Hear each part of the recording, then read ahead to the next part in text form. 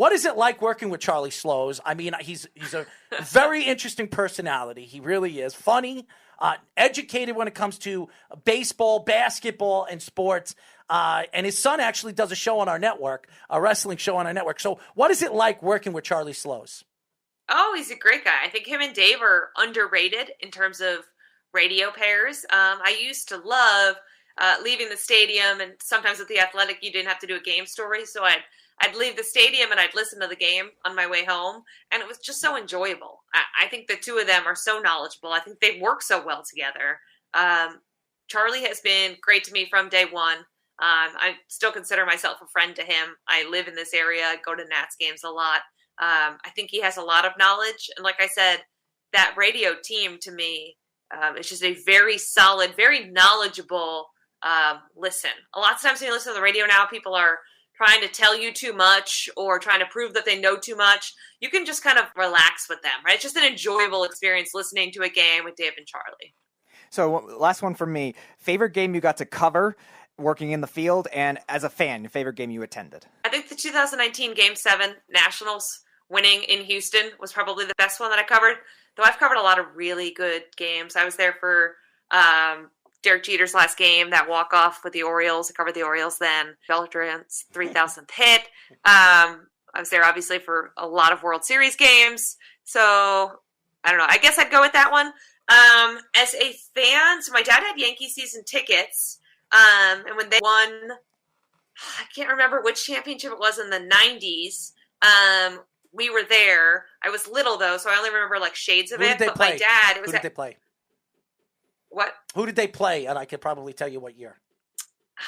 I literally can't. I'm blanking on it now. But the best part of the night and what has lived on forever in my mind is my dad and my uncle were hammered. It was at Old Yankee Stadium right when it was closing. So maybe we could figure out the year. They popped their bleacher seats out and took them and put them under their jackets. 2009.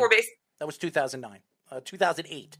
Was it? Wait, no. 2009 was the new Yankee Stadium. Yeah, so I was there as a reporter. So 2008 was the last year they played in the new stadium. No, because that was the first year of Citi Field was 9. Wasn't Old Yankee Stadium? 2000. They both debuted their stadiums the same year. 2009, yeah. The Yankee Stadium was 2009 when they opened. Okay, well then maybe it wasn't. Well, maybe they were just stealing seats. Maybe it wasn't a World Series. I don't remember. I wish I could ask him, but he passed away like 5 years ago. I'm sorry to hear. My mom will not remember. My father passed away 5 years ago too. So it's a shitty club to be a part of. Yeah. So we have this old Yankees Stadium bleacher seat. Mm-hmm. My mom has it now.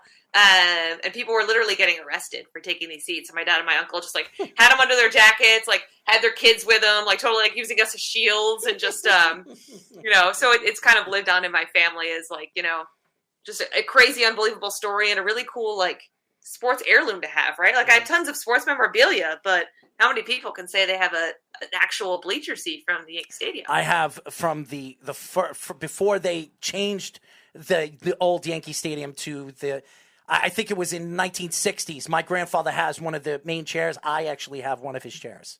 So, nice. Yes. So I have from the the house that Ruth built. I have one of the old chairs. Yes. That's awesome. Yeah. So I have it. It's definitely something I will never sell or give away. It's something. Right. It's a piece that you'll always remember. Yep. That's how I remember it.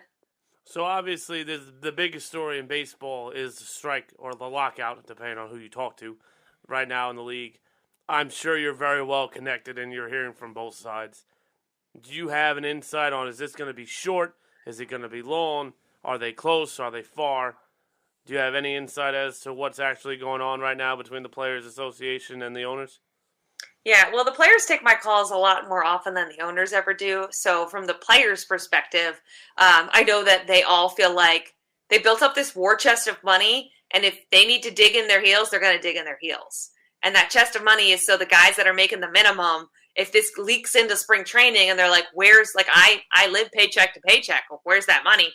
That's why they have this chest. So obviously the guys like Scherzer's are going to be okay missing a few paychecks. But they have built this up because they know they may need to drag this out as long as possible. And when you're kind of going toe-to-toe in negotiations with owners, with billionaires, those guys – losing money, it's going to upset them, but it's not going to change their lifestyle. I think that's an indicator that the players are really serious here.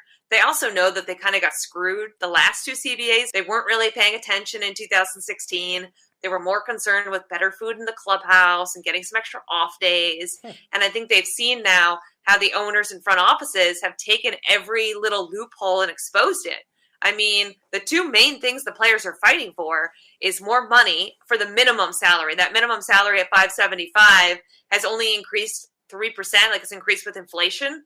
Meanwhile, baseball has gotten profits from $7 billion, the last CBA, to now $11 billion. Wow. So the profits have gone up $4 billion, and these minimum salaries, which about 60% of the league are on, right? We talk about bloated free agent salaries. We're talking about the 1%.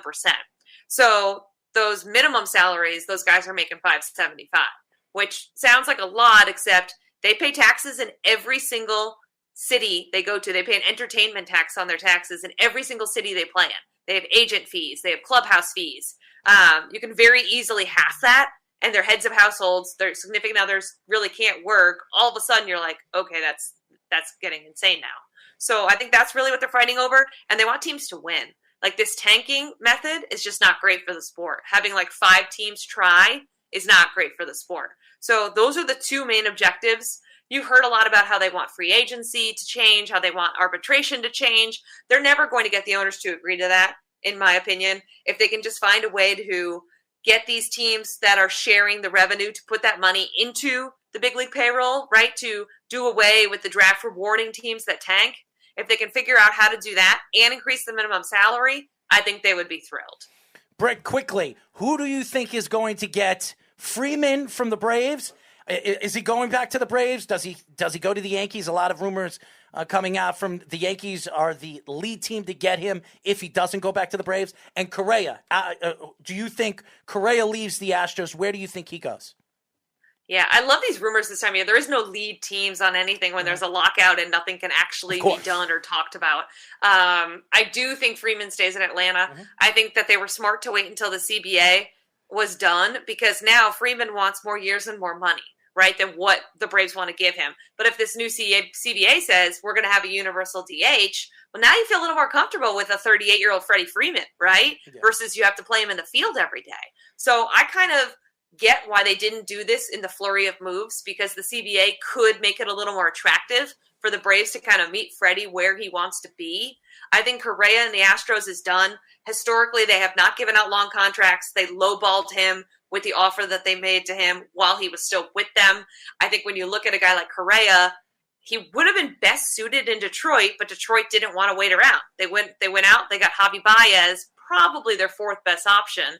I think a guy like Correa, a guy who idolizes Alex Rodriguez, probably fits best in New York with the Yankees, in my opinion. I don't know if anyone is the lead for anything at this point in time. I think Correa is going to sit back and wait for a while, regardless of when the CBA finally finishes. He's in no rush to sign, but I think he makes a lot of sense. He loves the spotlight. He loves the media. He loves the attention. You could see it at every stage. He is the spokesperson for the Astros. I think he would fit in New York in that stage, and I think that they could really use a guy like him. As you guys know, we are talking to Athletic Senior MLB writer and Murrow Award winner Britt Ghiroli. Britt, tell the fans how they can find you on social media. Yeah, you can follow me on Twitter, Britt_Ghiroli. Just type in GH and hopefully it'll come right up. It's a complicated Italian last name. Apologies for that. But yeah, you can follow me there. Instagram, the same thing. And then read The Athletic. You can read all of my stuff. All of Ken Rosenthal, Jason Stark, some really, really great baseball writers over at The Athletic. I know Ken. I actually interviewed Ken a while ago. Really, really nice guy.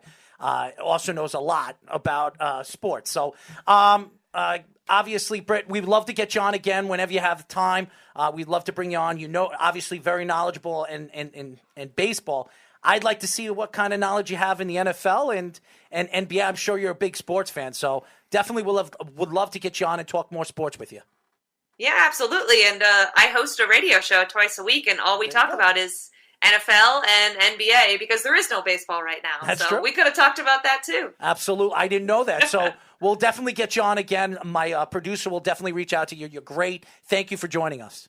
All right, guys. And you guys are talking about the Rangers. You should know my biggest celeb meeting of all time at a game was Yankee Stadium back in 2009, Mark Messier. Oh, Yeah. Mark is a nice guy. I've interviewed Mark too. See? Very, very nice guy. She But I'm likes an Matt Islander Scherzer. fan. She likes the Rangers. Best guest of all time. All right, guys. Thanks for having Thank me. you. Take Thank care. you.